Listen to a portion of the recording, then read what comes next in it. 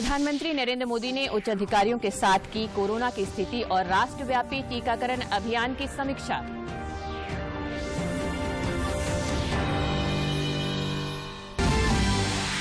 पेयजल एवं स्वच्छता मंत्री मिथिलेश ठाकुर ने रांची जिले के सोनाहातू प्रखंड में 80 करोड़ की लागत वाली 3 जलापूर्ति योजनाओं का किया शिलान्यास।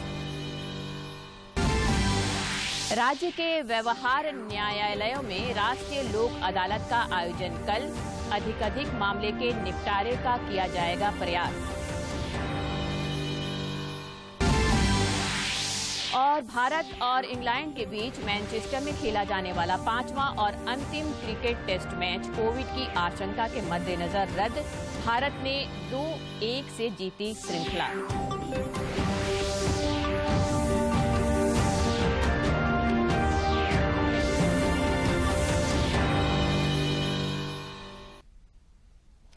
नमस्कार, खबरें झारखंड में आपका स्वागत है। मैं हूं रोज उरांव और समाचारों में आगे बढ़ने से पहले ये संदेश। देश भर में 18 वर्ष से अधिक आयु के सभी लोगों के लिए सरकारी केंद्रों में निःशुल्क टीकाकरण अभियान चलाया जा रहा है।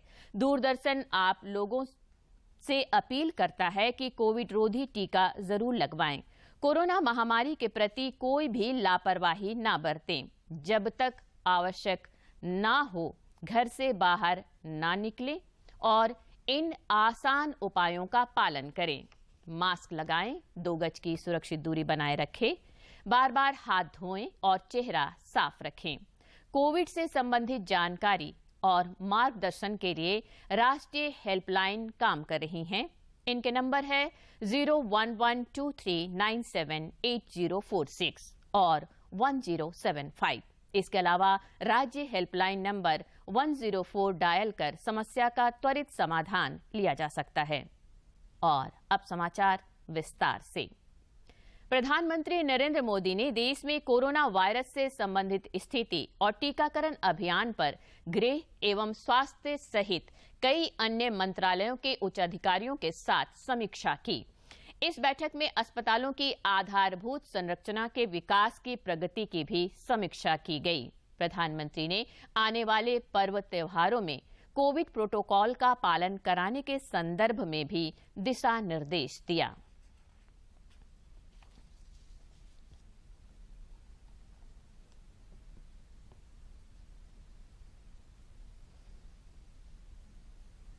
देश में पिछले 24 घंटे के दौरान कोविड-19 के 34,973 नए मामले सामने आए हैं, जबकि 37,681 लोग संक्रमण मुक्त हुए हैं।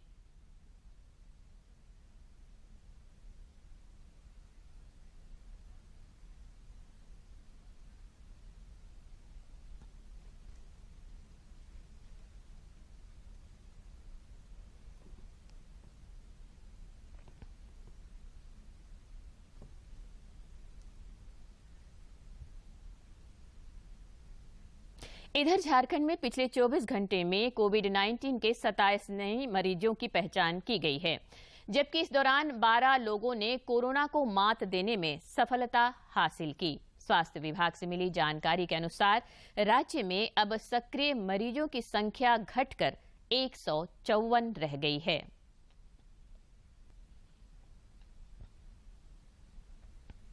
राष्ट्रव्यापी टीकाकरण अभियान के तहत अब तक देश में 72 करोड़ 37 लाख से अधिक कोविड रोधी टीके लगाए जा चुके हैं। कल 67,58,000 से अधिक टीके लगाए गए। इसी दौरान कोविड के 35,000 से अधिक नए मामलों की पुष्टि हुई है, जबकि 37,000 से अधिक लोग स्वस्थ हुए। में 67,58,000 से ज्यादा खुराकें दी गई हैं। टीकाकरण अभियान देश में लोगों की कोविड से सुरक्षा का एक महत्वपूर्ण माध्यम है और इसकी उच्च स्तर पर लगातार समीक्षा और निगरानी की जा रही है। इधर झारखंड में भी टीकाकरण अभियान सफलतापूर्वक संचालित हो रहा है। विभिन्न निर्धारित केंद्रों पर सभी पात्र कतारबद्ध होकर वैक्सीन ले रहे हैं, ताकि कोरोना के जोखिम को कम किया जा सके और सुरक्षित वातावरण का निर्माण हो।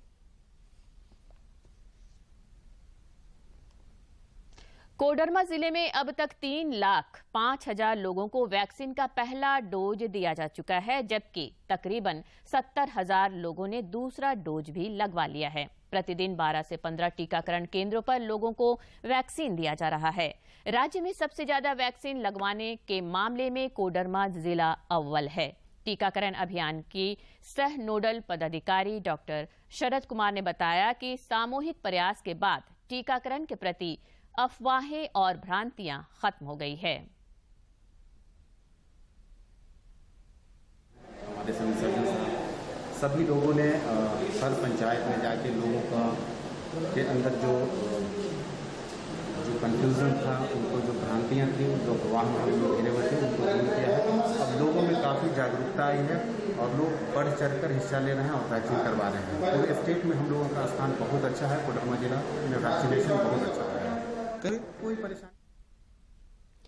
टीका लेने आए लोगों ने टीकाकरण के लिए सरकारी प्रयासों की सराहना की और कहा कि टीकाकरण कोरोना से बचाव का एकमात्र सुरक्षा कवच है।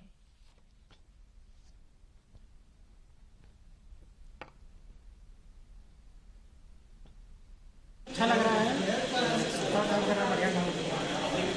तो सरकार वाले अच्छा काम कर रहे हैं। लगा रहा तो आसपास का लोग का भी वैक्सीन लेने के बाद कुछ ऐसा दर्द वगैरह नहीं हो रहा है। सरकार की तरफ ये दिया जा रहा है, बहुत अच्छा नियम है और लोगों को भी सबको लेना चाहिए। हाँ, हम तो अपने गांव में सबका रजिस्ट्रेशन भी किए अभी तक 6-7 का, अभी और सबका भी करेंगे। भारत सरकार की महत्वाकांक्षी आयुष्मान भारत योजना गरीबों के लिए वरदान साबित हो रही है। प्रधानमंत्री नरेंद्र मोदी ने स्वस्थ भारत का जो सपना देखा है वह साकार हो रहा है। गिरिडीह जिले में कार्डधारियों को इस योजना का पूरा लाभ मिल रहा है।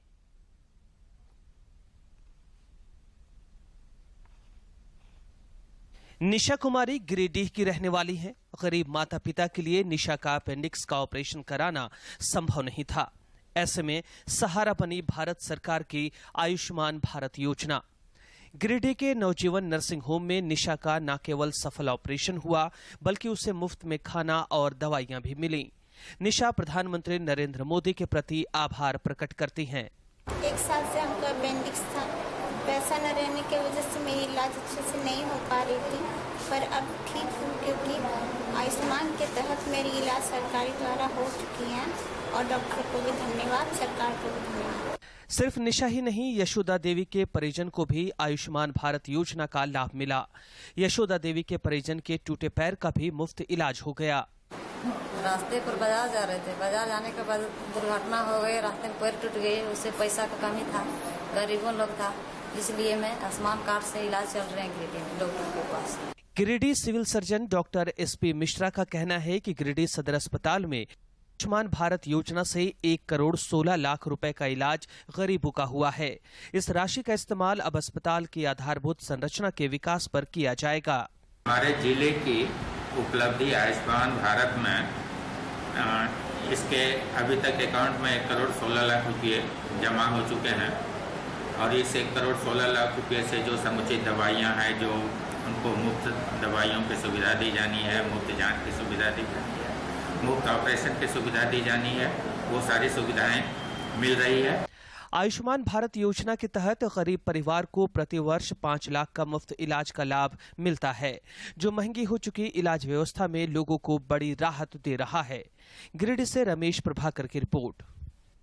राज्य के पेयजल एवं स्वच्छता मंत्री मिथिलेश ठाकुर ने आज रांची जिले के सोनाहातू प्रखंड के दुलमी, वंसिया एवं हलमाद में 80 करोड़ की लागत वाली ग्रामीण पाइप जलापूर्ति योजना का शिलान्यास किया। इस अवसर पर रांची के सांसद संजय सेठ और सिल्ली के विधायक सुदेश महतो मौजूद थे। ग्रामीणों ने पाइप जलापूर्ति योजना के लिए सरकार के प्रति आभार प्रकट किया।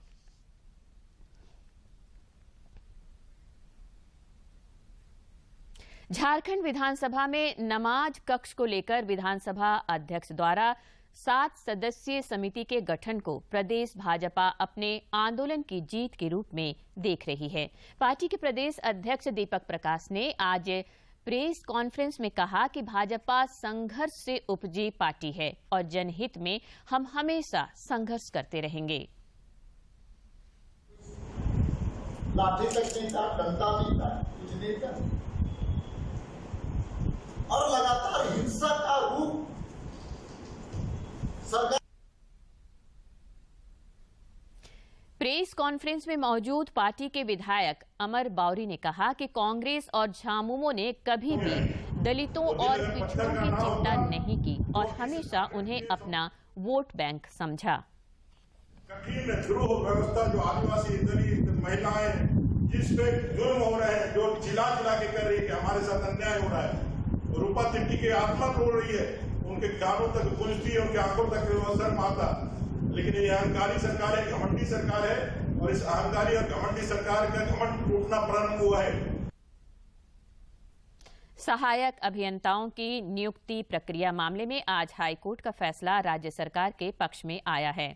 कोर्ट की डबल बेंच ने सिंगल बेंच के आदेश को खारिज करते हुए जेपीएससी को नियुक्ति प्रक्रिया जल्द से जल्द शुरू करने का आदेश दिया है। अब नए नियम के अनुसार ही सभी नियुक्ति प्रक्रिया पूरी की जाएगी। महाधिवक्ता रवि रंजन ने बताया कि इससे पहले सहायक अभियंताओं के नियुक्ति प्रक्रिया पर हाईकोर्ट की एकल पीठ ने यह कहकर रोक लगा दी थी कि ये नियुक्तियां 2015, 2017 और 2018 में निकली वैकेंसीज को भरने के लिए की जा रही है। ऐसे में इस पर 2019 के बाद आया नया नियम लागू नहीं होगा। चाहे वो किसी भी विभाग का हो। किस तरह की अड़चनें थी इसमें और क्या फैसले आए? अड़चन ये था कि जो वैकेंसीज जो 4 साल से या 5 साल से या 10 साल से वैकेंसीज की पोजीशन थी और नहीं भरी जा रही थी, एग्ज़ाम नहीं हो रहे थे या विलम्ब से हुआ एग्ज़ाम, तो उस बीच में कई रूल्स चेंज हो जाते हैं, नियम बदल जाते हैं बीच में।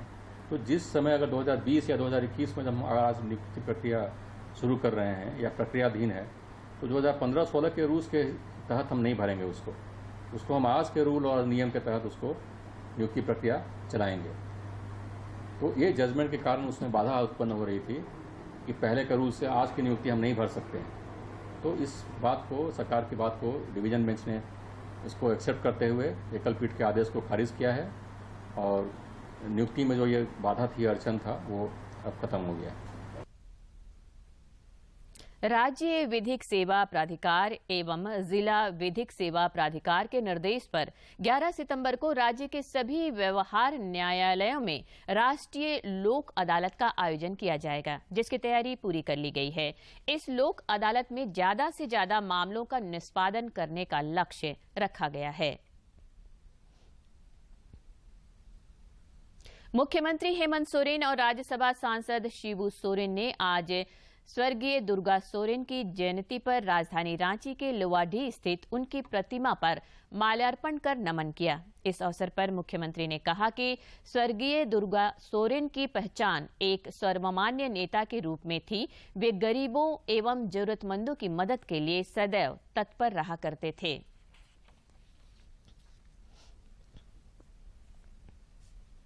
दुर्गा सोरेन जी के चौक पर उनके जयंती के उपलक्ष्य में सभी कार्यकर्ता एकत्रित होकर उनके मूर्ति पर माल्यार्पण हम लोगों ने किया। 53वां जयंती दिवस हमारे पार्टी के कद्दावर नेता रहे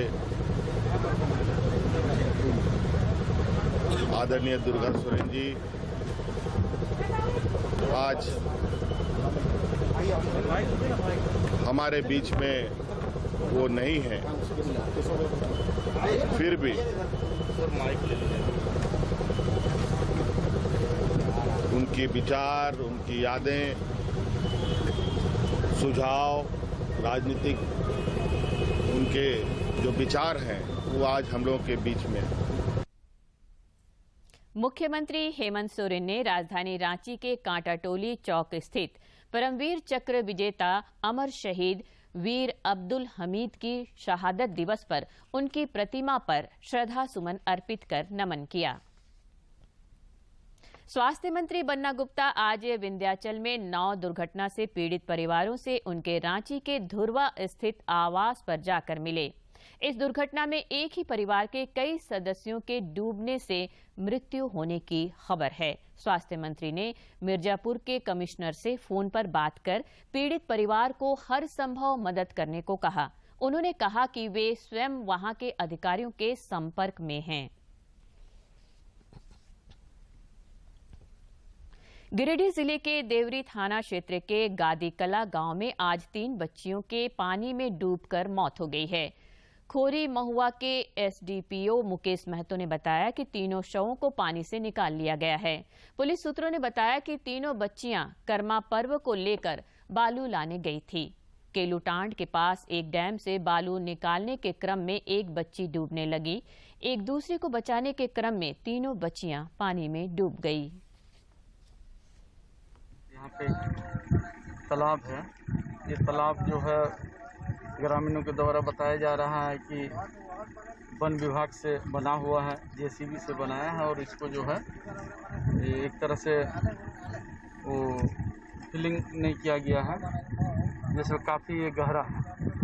तो सूचना मिली कि कर्मा को लेकर बालू, जो झारखंड की सांस्कृतिक रिवाज है, बालू उठाने के लिए बच्ची लोग आई हुई थी, 10-15 की संख्या में थी।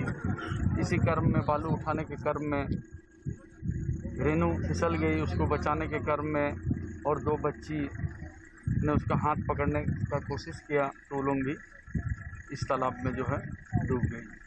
हम लोग पकड़ के हाथ जा रहे थे तो लड़की रेनू उसका माथा नीचे चलने लगा तो वो फिसल गई, तो हम लोग दोनों भी गिरने लगी और हम लोग भी अंदर जाने लगे। तो हम लोग एक लड़की निकाल ले, हम लोग दोनों को निकाल ले, उसके बाद दोनों चल गए अंदर। लोहरदगा रेलवे साइडिंग में मालगाड़ी की चपेट में आने से मृत मजदूर रविंद्र उरांव के परिजनों को 6 लाख रुपए मुआवजा दिया गया है। राज्यसभा सांसद धीरज प्रसाद साहू की पहल पर जिला प्रशासन ने मुआवजे की राशि दी है। उपायुक्त दिलीप कुमार टोप्पो ने आज सांसद की मौजूदगी में पीड़ित परिवार को मुआवजा का चेक सौंपा। भारत और इंग्लैंड के बीच मैनचेस्टर में आज खेला जाने वाला 5वां और अंतिम क्रिकेट टेस्ट मैच भारतीय टीम में कोविड की आशंका के मद्देनजर रद्द कर दिया गया। यह फैसला भारतीय क्रिकेट कंट्रोल बोर्ड और ईसीबी के अधिकारियों के बीच हुई बैठक के बाद किया गया। इसके साथ ही भारत ने यह श्रृंखला 2-1 से जीत ली है। वो रद्द हो गया है। 5 टेस्ट मैचों की सीरीज का आखिरी मुकाबला आज से मैनचेस्टर के ओल्ड ट्रैफर्ड मैदान में खेला जाना था। हालांकि अब खबर आई है कि मैच नहीं खेला जा सकता है। ये फैसला कोरोना संक्रमण के चलते लिया गया है। गौरतलब है कि भारतीय टीम के असिस्टेंट फिजियो योगेश परमार के कोरोना संक्रमित होने के बाद सभी खिलाड़ियों को होटल में क्वारंटीन कर दिया गया है। यही नहीं, भारतीय टीम के अभ्यास सत्र को भी एहतियातन रद्द करना पड़ा है। हालांकि गुरुवार को भारतीय क्रिकेट टीम के सभी खिलाड़ियों के आरटी-पीसीआर टेस्ट नेगेटिव आ गए थे। कोविड प्रोटोकॉल का पालन करते हुए आज राज्य भर में गणेश चतुर्थी का पर्व मनाया जा रहा है। राजधानी रांची में मंदिरों और जगह जगह आकर्षक पंडाल बनाकर गणेश जी की पूजा की जा रही है।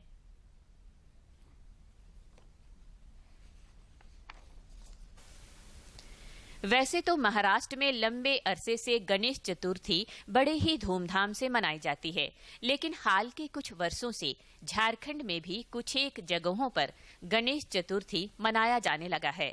आज राजधानी रांची में भी गणेश चतुर्थी की धूम है और लोग भक्ति भाव से गणेश जी की पूजा में लीन हैं। लोग सभी को आज गणेश चतुर्दशी का हार्दिक अभिनंदन और हार्दिक स्वागत करते हैं। जैसा कि हम लोग जानते हैं, हिंदू रीति रिवाज में गणेश जी सबसे पहले पूजनीय है। मतलब उनका जब तक पूजा और आराधना किसी भी देवता या किसी भी पूजा से पहले उनका सबसे पहले पूजा किया जाता है।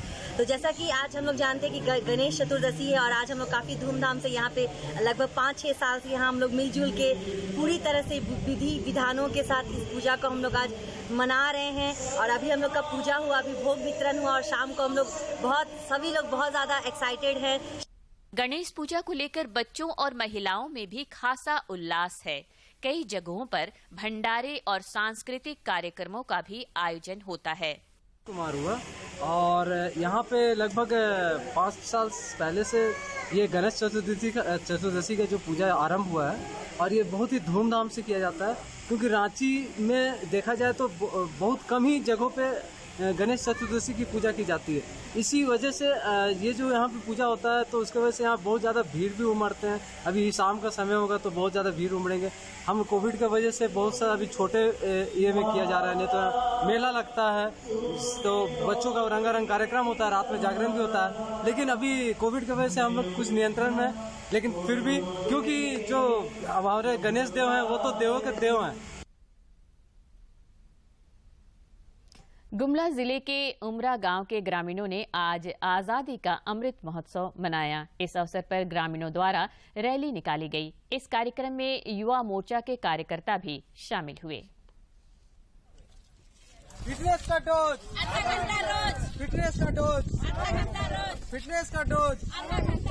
भारत माता की जय, भारत माता की जय, भारत माता की जय। वंदे वंदे वंदे वंदे।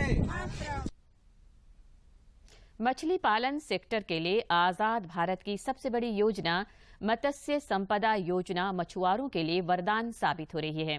प्रधानमंत्री नरेंद्र मोदी ने 10 सितंबर 2020 को मछुआरों की आय दोगुनी करने के लिए इस योजना की शुरुआत की थी। 2014 में जब प्रधानमंत्री नरेंद्र मोदी ने 2022 तक किसानों की आय दोगुनी करने का संकल्प दोहराया था, तो उसमें हरित क्रांति और श्वेत क्रांति के बाद पहली बार नीली क्रांति को शामिल किया गया। 5 सालों में 20,000 करोड़ रुपए से ज्यादा का निवेश कर इस क्षेत्र की सूरत बदलने का लक्ष्य सरकार ने रखा है।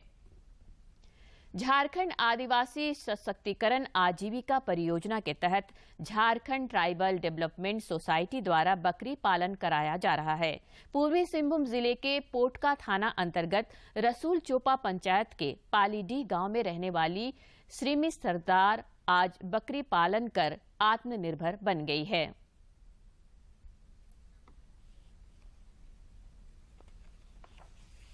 पूर्वी सिंहभूम के पालीडी गांव की श्रीमी सरदार आज बकरी पालन कर आत्मनिर्भर बन रही हैं। बकरी पालन से श्रीमी सरदार जैसे लाभुक काफी खुश हैं। उन्हें इस कारोबार से जहां पैसे की कमी दूर हुई है, वहीं अब घर भी वे अच्छे तरीके से चला पा रही हैं। मैं बकरी का मैं लाभुक हूँ। मेरा बकरी सेट बना है 2017 में। 5 को बकरी मिला है, 1 बकरा, उसमें से मेरा बकरी अभी तक 15 को है।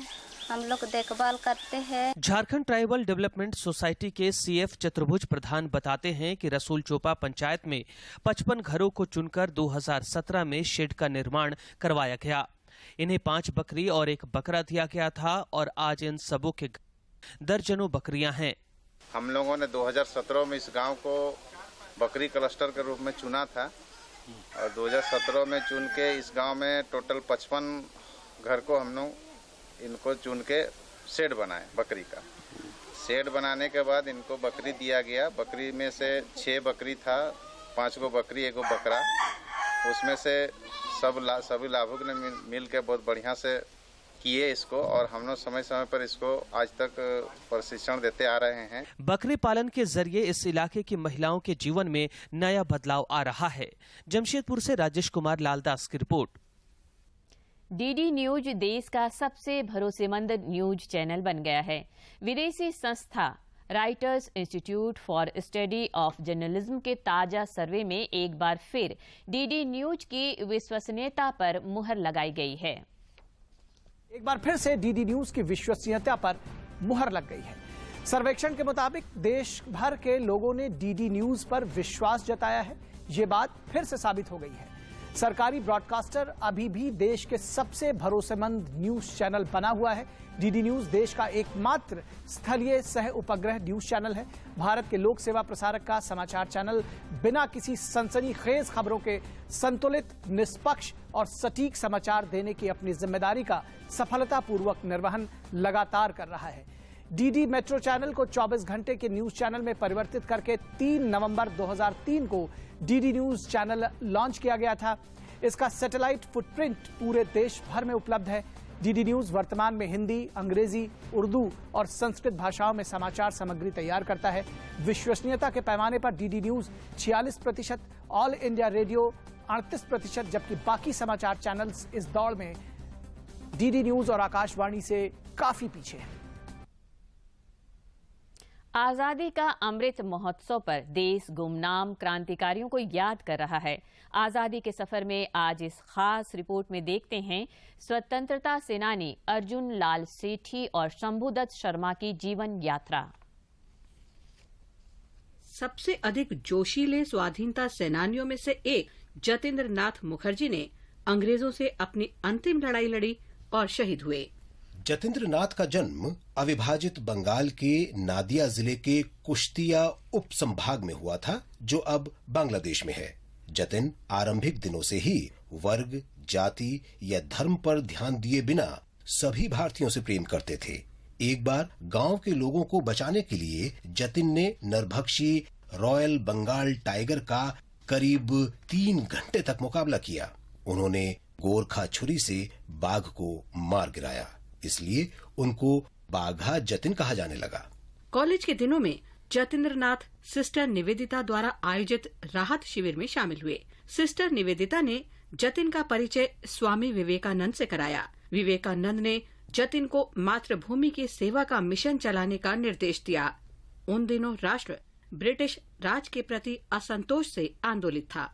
श्री अरबिंदो ने जतिन दास को सीक्रेट सोसाइटी बनाने की जिम्मेदारी सौंपी। सीक्रेट सोसाइटी जुगांतर के नाम से प्रसिद्ध हुई और बाघा जतिन उसके कमांडर इन चीफ बने। जतिन ने अत्यधिक प्रेरक आह्वान किया, आमरा मुर्बो जगत जागपे, यानी हम राष्ट्र को जगाने के लिए जान देंगे। इसने भारतीयों के दिलों में राष्ट्रवाद का ज्वार पैदा कर दिया। जतिन ने रास बिहारी बोस सहित अनेक युवाओं को प्रेरित किया। रास बिहारी बोस तो जतिन को जोशीले व्यक्ति। प्रधानमंत्री नरेंद्र मोदी 26 सितंबर को आकाशवाणी से मन की बात कार्यक्रम में देश विदेश के लोगों से विचार साझा करेंगे। प्रधानमंत्री ने इस कार्यक्रम के लिए उन विषयों पर लोगों के विचार आमंत्रित किए हैं जिन पर चर्चा की जानी चाहिए। लोग नमो ऐप या MyGov ओपन फोरम पर विचार या सुझाव भेज सकते हैं। वे टोल फ्री नंबर 1800117800 पर फोन कर हिंदी या अंग्रेजी में प्रधानमंत्री के लिए संदेश रिकॉर्ड भी करवा सकते हैं। इसके लिए फोन लाइन्स 24 सितंबर तक खुली रहेंगी।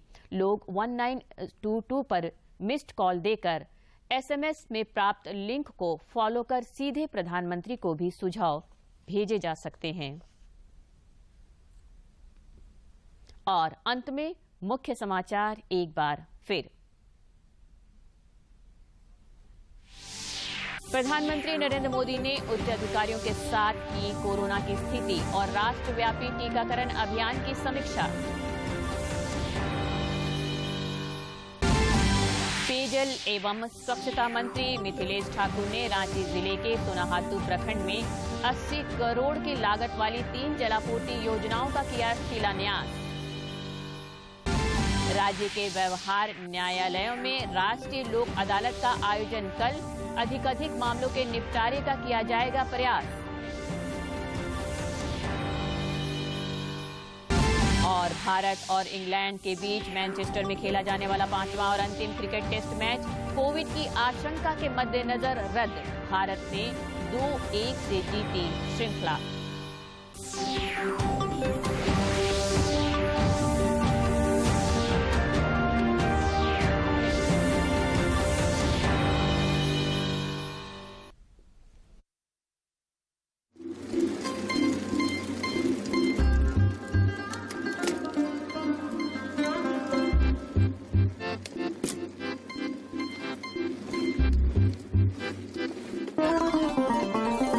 मिट्टी ने एक बीज लगाया, उचित खाद पानी ने उसे बढ़ाया। हरियाली के साथ एक सुंदर सा पौधा खिला। उचित पोषण तत्व न मिले